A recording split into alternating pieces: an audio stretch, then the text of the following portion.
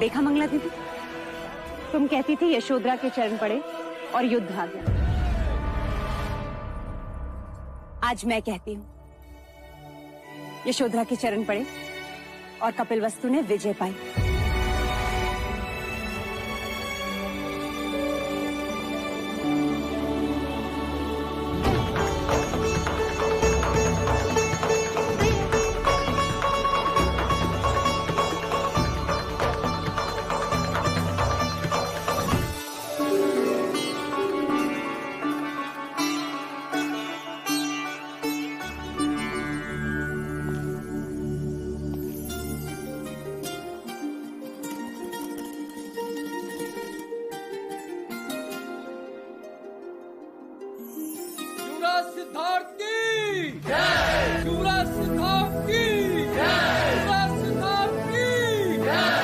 ये सूर्यहार हमारी पुरखों की निशानी है। युद्ध में कौशल दिखाने वाले को ये उपहार में दिया जाता है। हमारे विजय के शिल्पी तुम हो सकता है। तुम्हारे रणनीति के कारण हम कौशल सेना का सामना करने में सक्षम रहे। ना तुम हाथियों की सेना लेकर आते, ना ही हम विजय प्राप्त कर पाते। सिद्धार्थ ने आज शाक्य कुल को गौरव दिलवाया है।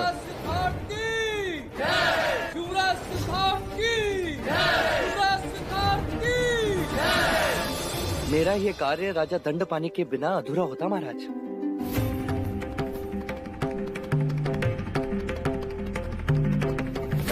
मैं राजा दंडपानी यशोधरा जैसी पुत्री को जन्म देते, न उसे उपहार में कुंज नामक हाथी देते, न यशोधरा मेरी कुंज से मित्रता करवाती, ना ही मैं हाथियों की भाषा समझ पाता, ना हाथियों का दल बनता, और ना मैं युद्ध रोक पाता। राजकुमारी यशोधरा की जय! राजकुमारी यशोधरा की जय! महाराज दंडपानी की जय! महाराज दंडपानी की जय! महाराज दंडपानी की जय! महाराज दंडपानी की जय! बर्फ पिघलने के कारण रोहिणी नदी का जलस्तर बढ़ा होगा। तुम देवता जाकर रोहिणी नदी के सेतु को तोड़, ताकि हमारा सैन्य यहाँ आने न पाए। जाओ।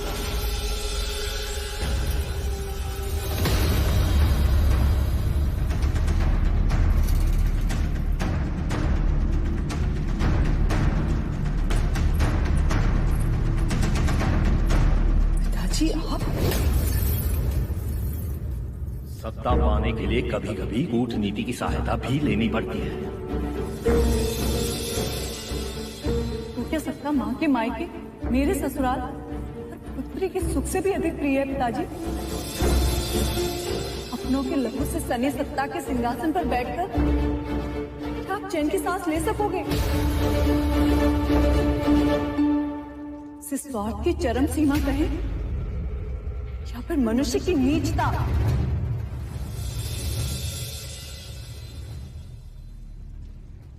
हमारे इस यश का एक अधिकारी और भी है महाराज।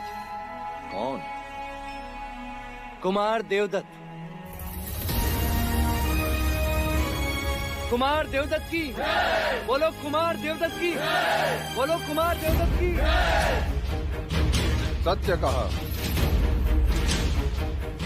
देवदत्त। यदि तुम्हारा तीर निशाने पे नहीं लगता तो शाक्यों के सम्मान के साथ साथ हम युद्ध भी हार जाते।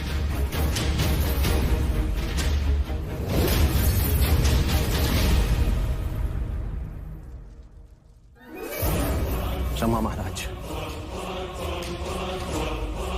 यदि एक और सूर्यहार होता तो कदाचित मैं उसे स्वीकार कर लेता, पर इसे नहीं ले सकता। मेरा सुना गला मुझे हर पल ये स्मरण कराता रहेगा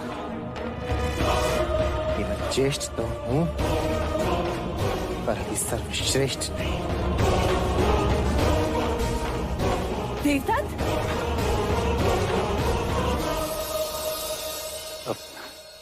भाई महाराज, आप ये हार मुझे दे दीजिए, मैं उसे समझा के दे दूंगा। उसे इस बात की समझ नहीं कि बड़ों का उपहार आशीर्वाद होता है। भाई महाराज, युद्ध पर्व तो हो गया, अब क्या शेष पर्व की बात करें?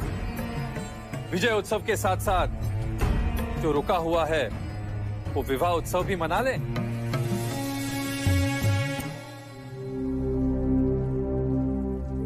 महाराज, कुल गुरु वाचस्पति ने एक मुहूर्त निकाला था जो आज से 5 दिन बाद का है। आप कहें तो। हाँ हाँ बिल्कुल, शुभ कार्य में विलंब कैसा। कल होने वाले शाक्यों की बैठक में विवाह की घोषणा होगी।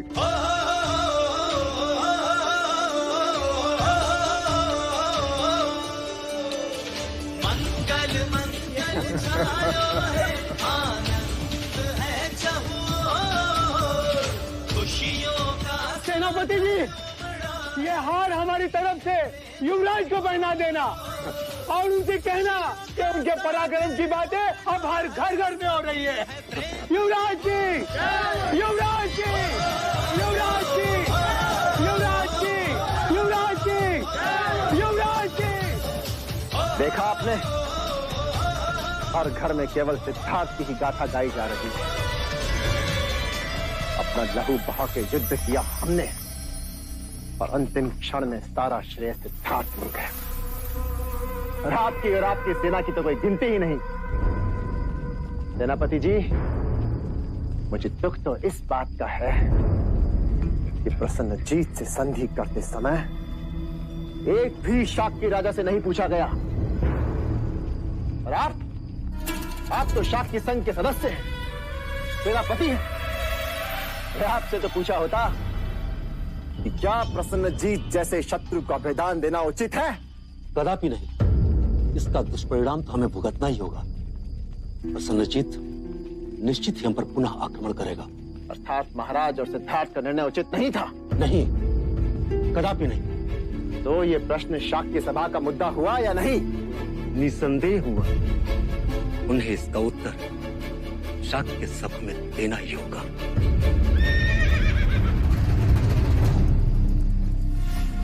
हमेशा तुम प्रश्न करते थे सबसे युवराज, अब सब तुमसे प्रश्न करेंगे।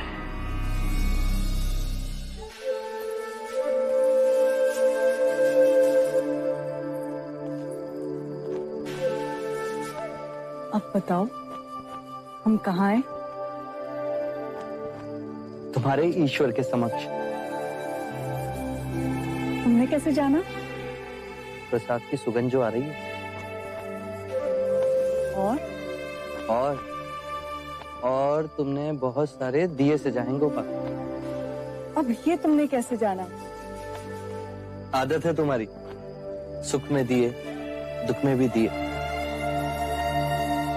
अर्थात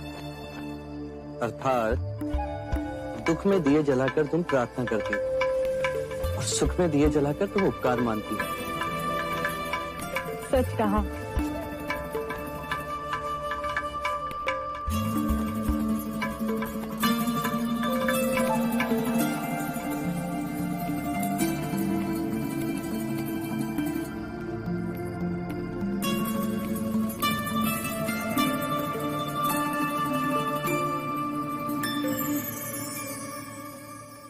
मैंने प्रण लिया था कि तुम्हारे सकुशल युद्ध से लौटने पर मैं ईश्वर को उजाले से सजाऊंगी। देखो,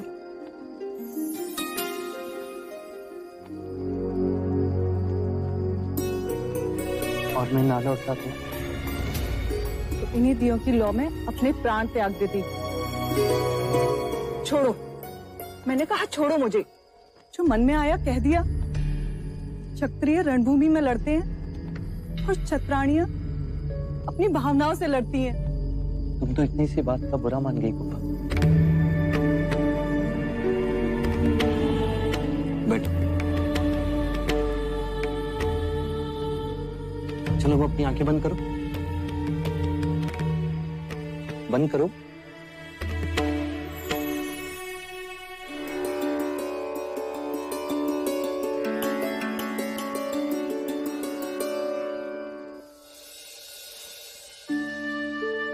अब तुम अपना व्रत तोड़ोगी। तुमने कई दिनों से भोजन नहीं किया।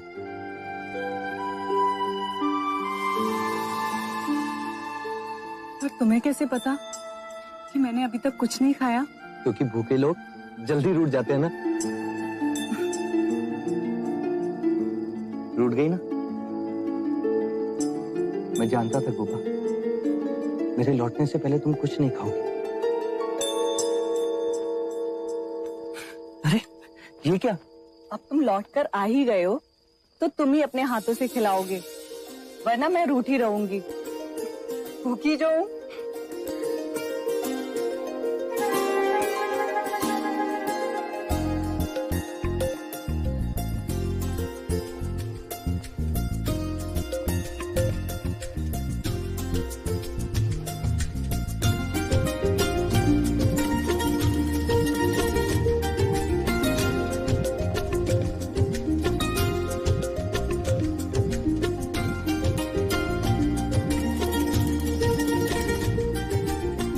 आज माया होती तो कितनी खुश होती इन्हें देख के।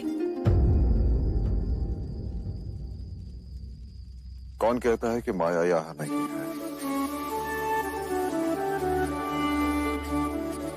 मुझे तो सदैव आभास होता है कि माया कहीं कहीं हमारे आसपास है।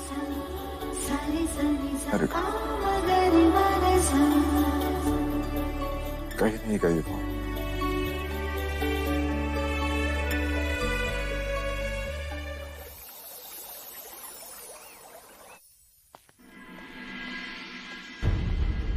शाक्य गणतंत्र प्रणाली के अनुसार और युद्ध के पश्चात इस संघ की सभा केवल 2 कारणों से बुलाई गई है।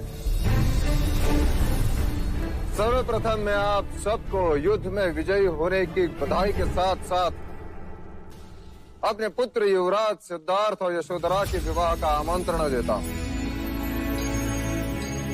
और दूजा इसलिए कि युद्ध में घटी घटनाओं का हम विश्लेषण करें। कौशल नरेश को हराकर हमने एक इतिहास रचा है। अब हमारे और कोई आंख उठाकर भी नहीं देखेगा। युद्ध में लिए गए निर्णय क्षमा करें महाराज, पर वे अयोग्य थे, पूरी तरह गलत थे, संघ प्रणाली के विरुद्ध थे। हमारे मतों को सहज दिया गया। ये आप क्या कह रहे हैं? महाराज, हम सारे शाक्य राजा संघ राज्य सभा से अपने पद का त्याग करते हैं ताकि आप महाराज शुद्धोधन अपनी मनमानी कर सकें।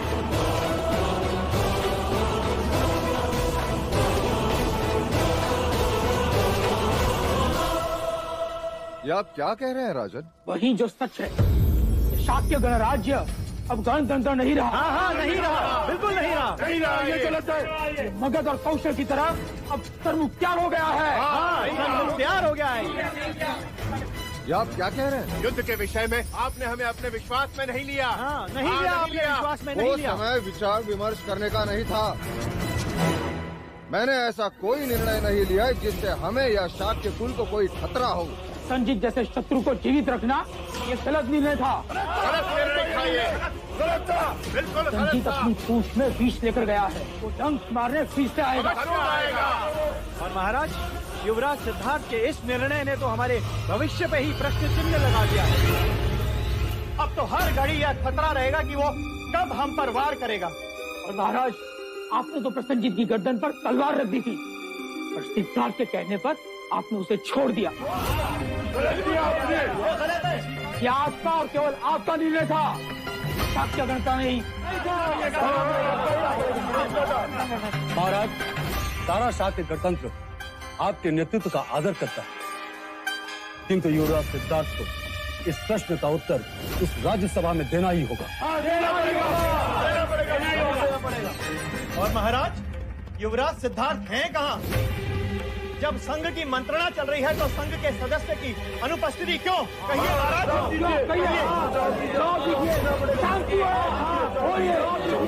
शांति है।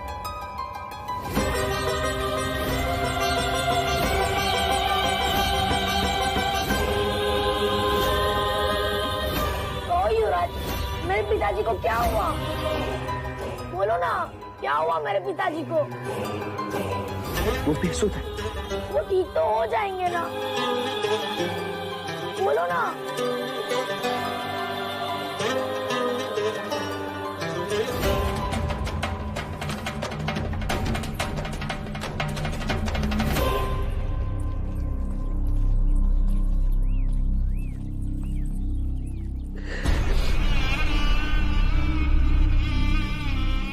मैं तुम सबसे प्रश्न पूछता हूं, ये बालक मुझसे उत्तर मांग रहा है। कहो गोपाल, क्या उत्तर दूं मैं उसे? कैसे समझाऊं उसे कि केवल उसके पिता नहीं, मैं सारा संसार बेसुध है। कैसे समझाऊं? आपके प्रश्नों का उत्तर देना मेरा और मेरे पुत्र युवराज सिद्धार्थ का उत्तरदायित्व है। तब तक आप सभी राजाओं से विनती है कि मन में किसी भी प्रकार का मैल रखे बिना आप मेरे पुत्र का आशीर्वाद देने अवश्य पधारें।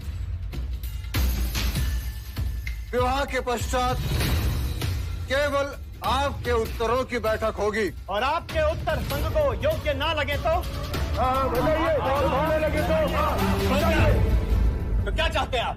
संघ शिरोमणि में फिर से मतदान होगा? जरूरत पड़ने पर वो भी करेंगे। तो है किसी में साहस जो महाराज शुद्धोधन की बराबरी कर सके?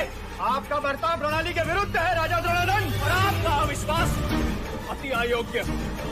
महाराज का निर्णय बिल्कुल ठीक है। महाराज का निर्णय ठीक है।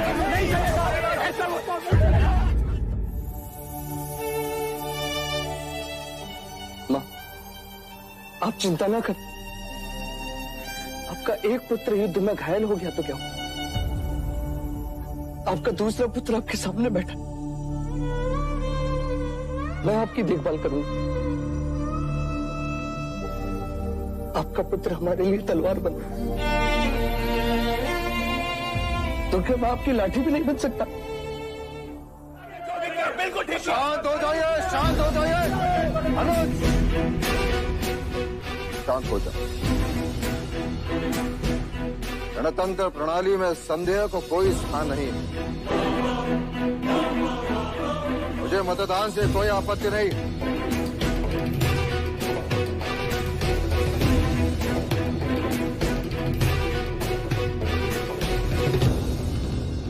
महाराज की अनुमति के साथ और युवराज के विवाह के पश्चात जो सभा होगी उसमें युद्ध संधि का निर्णय उचित था या नहीं, उस पर मतदान होगा।